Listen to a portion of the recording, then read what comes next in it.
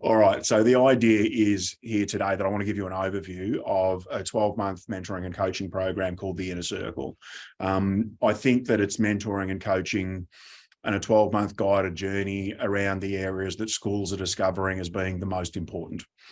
And I think that what schools have been through over the last 2 or 3 years, and I've actually done a keynote presentation at a few principals conferences called The Hero's Journey, where we've mapped what schools have been through over the last 2 to 3 years across the 12 stages of Joseph Campbell's The Hero's Journey, the metaphor that he's used to unpack a lot of sort of hero-based movies and novels that are out there.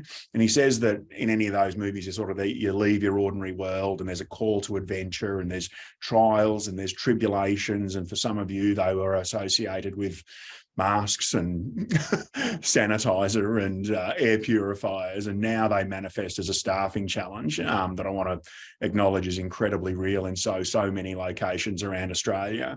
You have to face some demons, you have to find some mentors, and they're some of the stages that Campbell refers to. And this 12th stage, the final stage, we sort of return back to the ordinary world, is that we return with the elixir. This is the thing that we kind of just knew all along but weren't really conscious of, the thing that was the most important thing for us to have in place, but perhaps we didn't have it in place before we left the ordinary world. And I think that what a lot of school leaders are telling me lately is that is the people. Is that it was the people all along. Some of our big plans, our intentions around being able to prove our effectiveness, our frameworks, our documents, kind of pointless if the people aren't able to cohesively cohabit. And so what does restorative practices do? And that's what the Inner Circle is all about. It's about helping you to be able to implement restorative practices in your school. Is it allows you to have a plan for the people. And what we're finding with a lot of our partner schools is that this kind of creates a little hands up, it's like palms up, and you see great speakers and presenters and leaders around the world will often do this when they're trying to give an impression that we've got this. We've got a plan. It's all good. You can drop some of your anxiety. And I think that's what a lot of our stakeholders in our school communities are looking for at the moment, is for us to give them a really strong message that we've got this. We've got a plan for the people. Because there's certainly an enormous amount of community anxiety out there. And I've been, I don't know, perhaps controversially speaking a lot, even in the media, around the impact of the last 2 or 3 years on our young people. Even where I am in Victoria, I don't believe that our young people are incredibly drastically impacted by remote learning and lockdown right now. But I do think they're carrying a lot of that community anxiety through the gate with them every day. And as school leaders, when we can say, actually, we're going to prioritise that plan, that can be an incredibly valuable thing for you to do. So to do the flight attendant piece here, I just want to remind you that we are recording today. And after the webinar today, we're going to send you through that recording. We're also going to send you the slide deck that I'm using today. It'll obviously be a slightly skewed slide deck. We use a software program called Ecamm Live that allows us to embed my head in here so that you don't have to squint too hard to see me as a little thumbnail up in the corner. But we're going to send that through to you. And we're also going to send you a prospectus around the Inner Circle as well. So you will get some goodies after today. And I guess that means that for the people who are in the room today, because there's some people going, yes, great, they can put the pen down, because that's what I do want to encourage the people who have showed up today. And I know that there'll be a number of people watching this as a recording as well. I do want you to sit back and relax. I do want you to kind of take it all in, because I get that you're here today in decision-making mode, and I want to make that decision an easy one for you if I possibly can. So let's begin with you. Who are the people who consider coming into the Inner Circle? Well, the first thing to know is that we get, I guess, kind of 3 groups of people who are considering walking into the Inner Circle and joining me in that for a 12-month period. We get people who are contemplating or who have started the restorative journey for their school. People who've done a little bit of perhaps of looking over the fence and seeing that another school is seemingly going okay with this stuff, that the principals seem to be serving the school, and that people are getting the effects of working restoratively that I certainly have gotten over the years. And that has been chiefly to be more effective, to feel more effective in my work. I'm steadfast that when I work restoratively and when I allow these principles to impact my language, my conduct, and my mindset, that young people make more progress, more quickly and more deeply, socially and academically, in my company when I'm practicing restoratively. And that's a good thing. I think that's a worthy ambition. The second thing that I've always gotten from practicing restoratively is a reduced stress level. I genuinely go home, and I think people are craving this at the moment. I go home every day, clear in the belief that my work, the things that I did that day, the way I spoke, the way I conducted myself, the way I thought, was very close to what I believe about working with young people, to my purpose. And I think there are too many teachers at the moment who are going home, shaking their heads in the car and thinking, I'm not quite sure why, I'm not quite sure this is what I signed up for. And what we'd like to do is to allow us to get explicit with your people about a plan that allows them to get those benefits, to feel more effective and to be far less stressed in their work. We actually think that might contribute positively to some of the staffing issues that a lot of schools are facing at the moment. So we get people who are like, we might have done a little bit of it, we might be aware of it, maybe we did some restorative training a long time ago, but maybe we're babes in the woods, and that's fair enough too. We also get school leaders in here in the inner circle who are from existing partner schools. So as some of you may know, we work in 3-year partnerships across school culture partnerships, where we appoint an expert facilitator who has been a successful teacher and principal to all of our partner schools, and they guide them through a wholly supportive journey across a 3-year period. And some schools go, you know what, let's get a leader ahead of the game the whole way. Let's get them understanding not only the practical from a teaching perspective, but also the philosophical and the leadership aspects of working restoratively, so that they can lead us successfully when Real Schools decides to pull the hand away and let you do this thing on your own after 3 years. And that's perfectly valid. If you're in an existing partner school, some of what I say today will resonate with you. You might have heard it before, but we're really putting that leadership lens on this today. And the third group of people that we get are people who are thinking about it. So some people go in reverse. Instead of saying we're going to do partnership and then we want a leader ready to kind of stay ahead of the game, they say we're going to get a leader ready. We're going to use 2023, for instance, to have at least one person in the school who's driving this with knowledge and with confidence, so that when we kick off a partnership with Real Schools in 2024, we'll be able to accelerate our progress. And I think all three are valid. We also get, if that's a horizontal set of reasons for people for joining the inner circle, we also get vertical reasons. And what I mean by that is that we have every phase of learning represented in the inner circle. We have primary schools, we have K-12 schools, we have secondary schools, we have middle schools, and leaders who've come through the inner circle and received enormous benefit from it.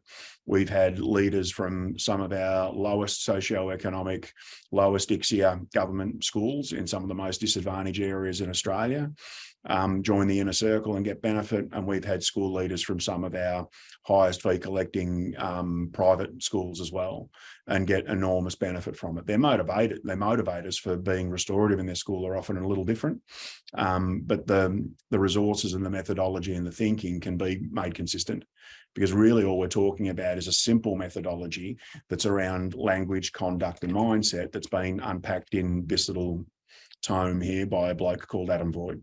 And if you are looking to understand the methodology that will teach your school better, and you haven't got yourself a copy of this, the good news is they're free. I'm not trying to flog you these today.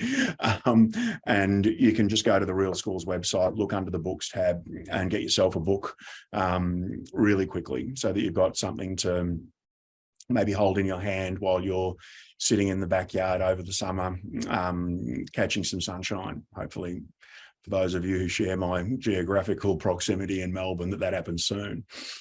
So we know that the inner circle can work for school leaders wherever they are and for whatever stage of the restorative implementation process they're in. this whole, I guess, inner circle concept, I just want to let you know that it kind of has two philosophical angles to it as well. One's a practical philosophical element, and why, and the philosophy goes to the use of the word circle. And chiefly it's because two of my greatest memories of working restoratively have involved circles, one in a primary school and one in a secondary school. The young man, not the old man that you can see on his belly in that circle, is a young fella in one of our partner schools who was in this moment in about April of a school year just a couple of years ago, participating right now in his very first learning of the school year. He'd spent several weeks not participating at all. And what we're able to do by bringing some of this circle architecture to his prep classroom was to create an environment where he felt the absence of authoritarianism in the classroom. He felt the absence of someone trying to drag him into shame and embarrassment and failure. And he felt an environment where he had a chance, where he just had an opportunity that he could possibly succeed. And he joined in. And I almost get this, slight tear to the eye kind of feeling whenever I see this picture, because it's a reminder of the access and the inclusivity that working restoratively can provide even our most difficult students. We've had students, for instance, through the use of this circle architecture. We had one little girl who was a selective mute, and I was sent pictures at the end of the year from a PLC group who had adopted circle methodologies as their focus area across a PLC for 12 months of a little girl sitting in her year one circle in November, December, talking, joining in. And a lot of schools, I think, have aims and stated objectives around, for instance, student voice, inclusivity. For me, unless it's happening when teachers and students are together in the classroom, then there isn't a student leadership program that's going to provide that for you. So that's really important. And the other, I guess, practical element of this is that this doesn't exist just in early childhood classes. One of my favourite stories of working restoratively undoubtedly comes from a year 8 teacher who so inspired was she by the impact of running some really simple learning circles with her year 8 geography class. She actually changed the whole architecture of her classroom.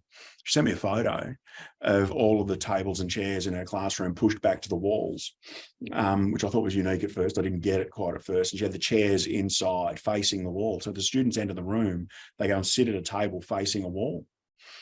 So I don't know that this feels inclusive, but keep telling me the story.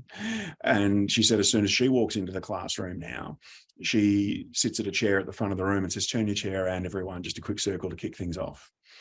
And she says that people are doing an incredible job in her class of contributing in those circles, that there's nowhere to hide. She says one unintended benefit is that she's able to see what's on their laptops, which is really great, that she can't see when she's at the front of the room.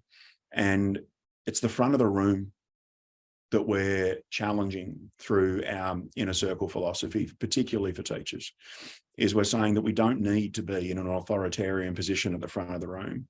We don't need to be working incredibly hard, so hard that people are going home with sore throats and headaches every single day. We don't need to be so performative. And when people ask me what's been the impact of the pandemic across our schools, like I said, anxiety around our students, but around our teachers, the problem that we've got is that teaching's become performative. And the great news for Bronwyn, who told me this story, is that I asked her, how did it feel to teach this way? And she said, "Oh, I feel guilty." Explain. She said, "I haven't taught lessons where I have sat so much, where I've talked so little, and where the students have got so much done." And what she is thoroughly clear about now is that her practice is driving a sense of progress in her young people that was absent while they were doing this, while she put on a show at the front of the room. She's coming at her teaching with full heart, and we still want her to do that. We just wanted to do it in such a way that she gets a return for all of the effort that she's going to. That's really important. Then for you, there's a philosophical aspect to the inner circle that speaks to, I guess, the notion of a circle, that circles are strong, they're continuous, and they're without gaps. And for the people who might exist in group one, the ones who are doing a little bit of restorative practices or thinking about it, there's a risk that you've already got gaps. And those gaps look like being torn between two models. We've got this restorative stuff over here that people like, but we might still have some punitive elements over here that people are wed to. We're doing a bit of restorative practices, and I would contend that this is why so many schools in Australia have been through the restorative loop before. They've relied upon training. It's part of our philosophy at Real Schools that we just simply won't provide a day of training and run away on a school. All of our programs have a bias for implementation, including the inner circle. And it's why you can't book a 1 hour mentoring session with me. It's why you can't book a day of professional learning with one of our expert facilitators. We have a bias for you getting stuff done. And that bias is going to be evident in such a way that the gaps close. You know, we don't want those gaps for your school. We don't want confusion for your school. We actually want clarity and confidence for every single staff member in your school. And we think through this methodology, through this philosophy, that's what we can achieve.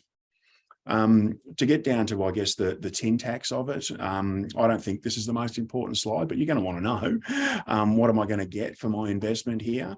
The way that the inner circle works is that we get together as an inner circle cohort, and there's no more than 12 people in the inner circle cohort. So I guess that's a little bit of me sort of looking sideways at you and saying, so don't muck around, because there's quite a few of the spots already taken.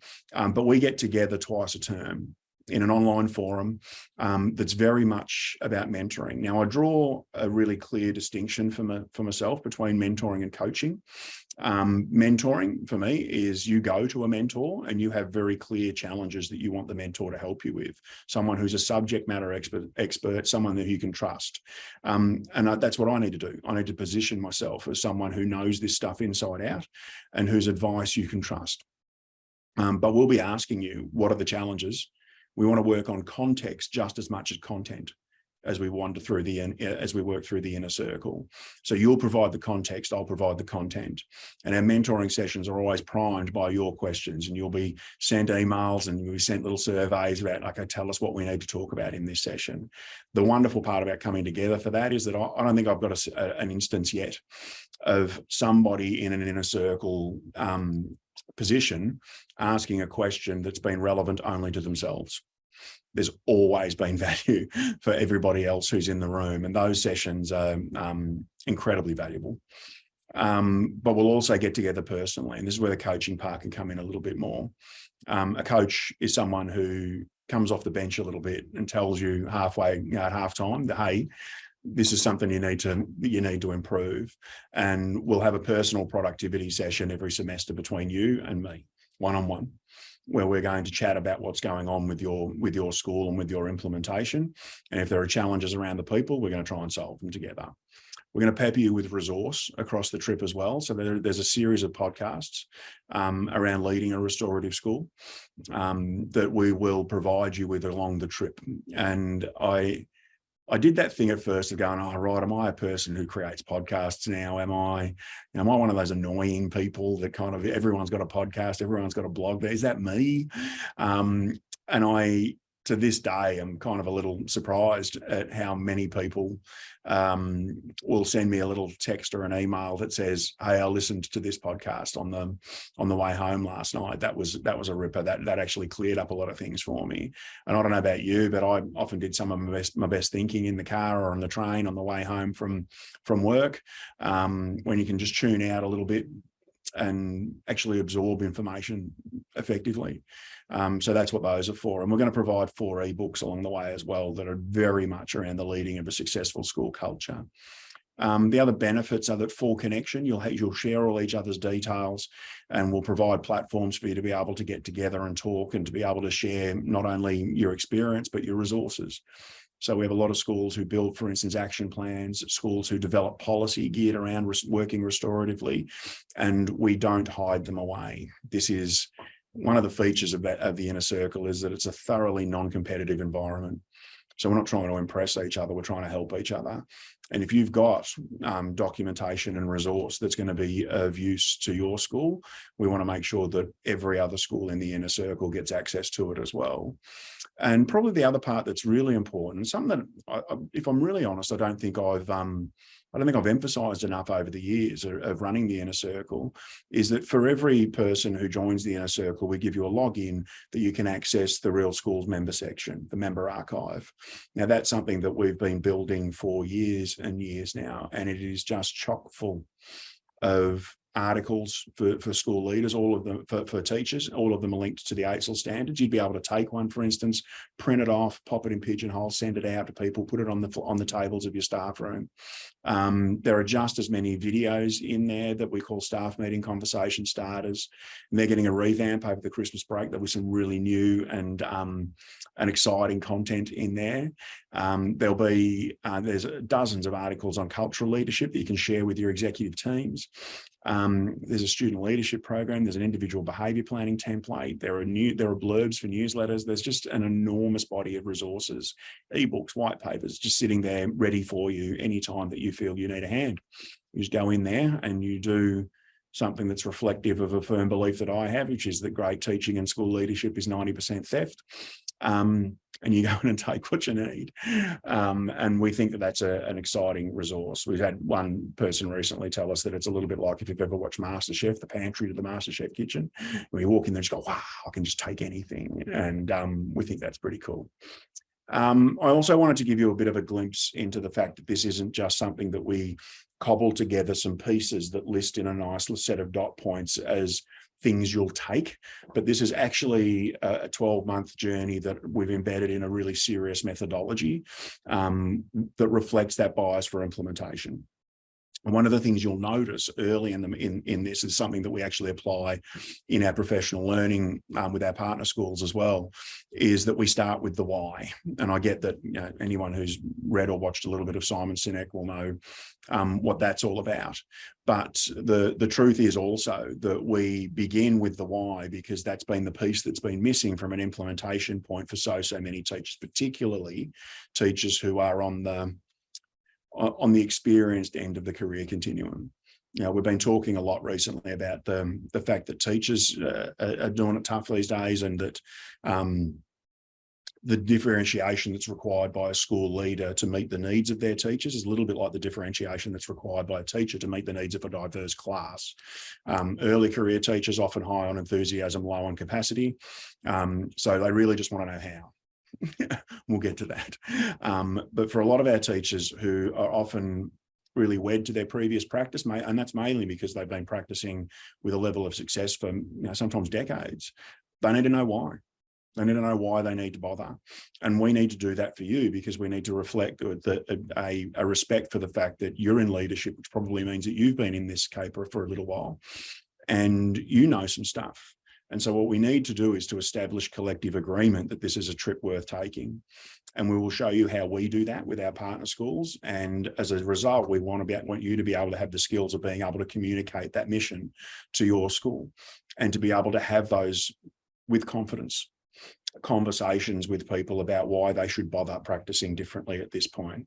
What we've seen as a result in a lot of schools returning from pandemic interruptions is staffs that are in panic, staffs that are saying they're using a lot of language around crackdowns and stamping out, language that's decidedly unrestorative. We want to help you to be able to change those mindsets so that we can actually get to the tactical. And once we can actually change those mindsets, and we've got early career and later career teachers working together on the how, that's when we can get somewhere. So the how bit is really about, in a lot of ways, it's when. When are the opportunities bobbing up in your school to practice restoratively? And so we want them to do, when we get to the when piece, is to be really clear about runs on the board. How can they actually get some really quick wins with practicing restoratively? And chiefly that shows up in ways that we can resolve conflict more effectively, often laughing with our partner schools that what we're trying to do is get people out of launching educational CSI every time there's some conflict between some students. We want them to be able to do it quickly and effectively, and feel that at the end of it, we thank and congratulate young people for taking responsibility more often. We want to show them how they can get some significant behavioural improvements, both locally in classrooms and collectively across the school through this work. And that's when enthusiasm starts to go up, smiles start to come to people's faces, a couple of knowing nods from people going, all right, I don't mind this restorative stuff. All right, tell me more.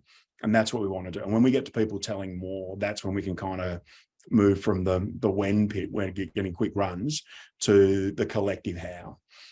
How do we get this? And what does how look like? It's when it reaches your instructional model. So for me, when our ambition is to get people nodding, want to do this, getting some quick runs, and then to loop back to where I started today, we want people who are getting the wins, that prep teacher that had that young fella in the classroom, that group of students, that PLC who had those, who had that little girl with a selective mute, and those year 8 and 9 students who were sitting there like this while teachers busted their gut from the front of the classroom. We want them to get the benefits of that. Where does restorative practices true value lie? It's not in a set of questions that you ask when people have screwed up. It's when the principles of it reach your instructional model. That's what we're looking for. That's what we'll be aiming for. And we'll show you how to do that. When we get the why bit in place, when we get runs on the board with the when, and when we get collective improvement on the how, that's when this becomes the big ambition, which is a sustainable cultural shift in your school. Sustainable in that this really can be legacy work for you in your school. This is the stuff that needs to stand if, God forbid, you got hit by a bus at some stage. I wanted to, and obviously, like I said, we're going to send through the slide deck from today so you get to read in more detail, but I want to let you know this isn't a whim. We've been running the Inner Circle for several years now. Sonny Aono is a principal who stepped into this. He's at a school called Heritage College. He's a fabulous man. I just adore Sonny. He says, this is coaching you did not realise you needed. It will benefit your team more than you think. And while I'm on the subject of people that I love, Kelly Roberts, who's a school leader I have enormous admiration for, said something that kind of gets under my skin, which is that she says it's made me a more restorative person. Her defaults are different. She's a better teacher, and she's a more confident leader as a result of her 1-year journey on the Inner Circle. And to give you one other, another terrific person called Dan, who says that his big takeaway is the practical and manageable solutions to complex problems. And they range from student engagement all the way through to strategies for implementing with even some of our reluctant staff members. That's what we talk about, is how you can get progress, how you can achieve with those people. And we think that's important progress to make, because they're often the holes in our cultural ambitions for our school that hold us back. The final thing I'll do is let you know that there's a cost associated with this, obviously. And what one of our people will do, I reckon, in just a moment, is pop a link in the chat box and probably in the Q&A maybe as well. So there we go. Oh, Marnie's quick. That will allow you to register straight away. The cost of the Inner Circle is $2,750. It's a plus GST. It's a one-off payment, and once you're in, and you get the whole benefit. As I said, we do the Inner Circle only in a cohort of 12. So my fervent advice is don't muck around if this sounds like something that you want to do. So that's the cost. There's also a cost of not doing it. And we don't want you to end up staring wistfully out a window and in 12 months' time saying to yourself, oh, this is something we should have attended to. The cost of not building a culture in your school and not having a plan for your people is that you're saying you're prepared to accept the anxiety, that you're saying you're prepared to accept inconsistency in practice across your school, that you're saying that you accept that we are going to allow our teachers to slip further into the language of crackdowns and stamping out. We're saying that we accept that kids like the young fellow that I showed in my second slide are going to continue to disengage in schools, and that year 8s are going to continue to sit like this. The cost is stagnance. The cost is that your people won't get the thrill of progress that they can get when they work restoratively. and the cost is potentially also to your own well-being and effectiveness as we go.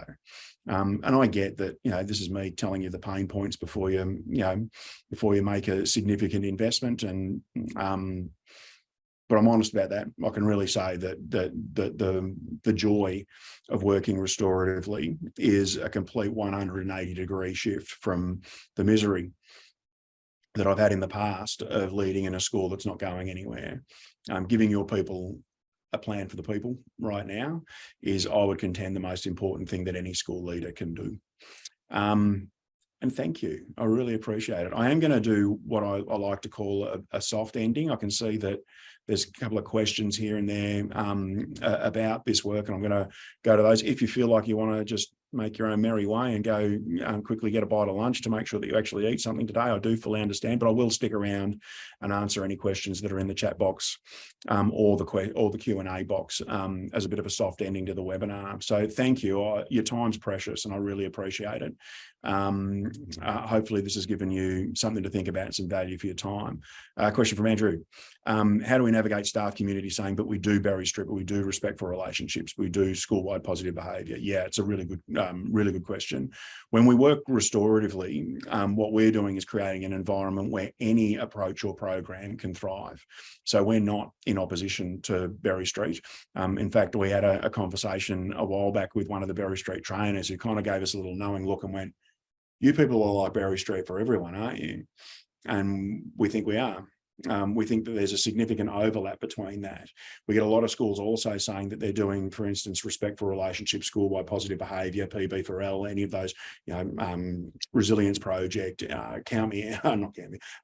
What's the one I'm trying to think of? Oh no, there's a few of them. And they're sort of worried that this is going to be in opposition to them, and it's not. It creates the foundations for those programmatized approaches to have impact. I think what we do know about programmatized approaches is that they have a shelf life.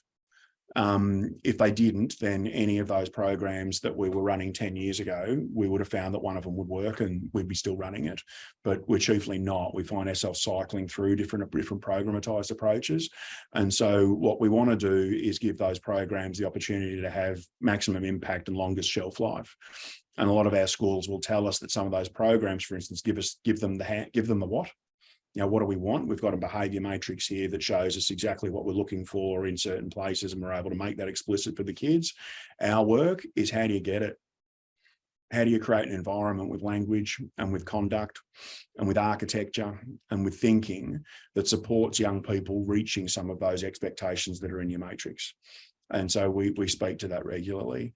Charlene, schools engaged in Berry Street can still be part of the inner circle if my school is not signed up to Real Schools. Yes, Charlene. So I mentioned just right at the start, I know some people came in a little after the start, that we have three types of people join the inner circle: people who are either thinking about working restoratively in their school or just starting, people who are already in partnership and are looking to kind of accelerate that or move ahead, and people who are considering it for the future. So we don't discriminate in that regard. No one gets special treatment in the inner circle. It's wholly about trying to meet the ambition that you have for your school. So not a problem at all there. All right. Just looking, Linda, thank you. I'd like to be part. Along with the information, Linda, just jump onto the website. Okay, you can actually sign up directly from the website, and our amazing business ops team in the background will take care of you from there.